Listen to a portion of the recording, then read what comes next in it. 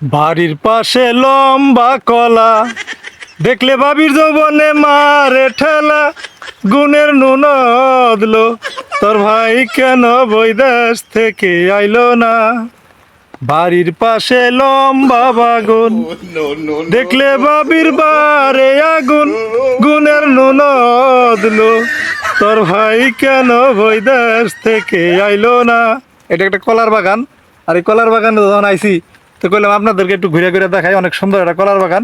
কিন্তু সমস্যা হচ্ছে টিপ টিপ বৃষ্টি হইতেছে, এর জন্য ঘুরে ওইভাবে দেখাইতে পারতেছি না। তাই ওই যে যে সমস্ত ভাইয়েরা প্রবাসে থাকে ওদের বউদের কিন্তু একটা জ্বালা আছে। আপনি যতই মুখে মুখে লম্বা লম্বা কথা বলেন যে না আমার বউ ভালো ভালো, ঠিক আছে, কিন্তু তারপরেও মানে একটা জ্বালা যন্ত্রণা আছে, যেহেতু স্বামী দীর্ঘদিন যাবৎ কাছে থাকে না।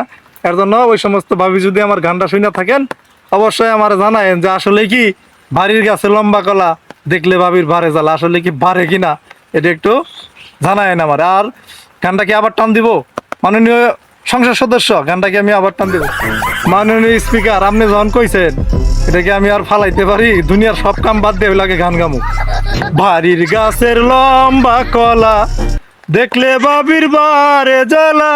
গুণের নুন অদলো, তোর ভাই কেন বৈদেশ থেকে আইলো না।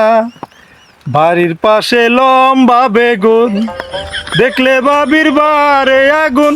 গুণের ভাবিলো, আমার ভাই কেন বৈদেশ থেকে আসে না।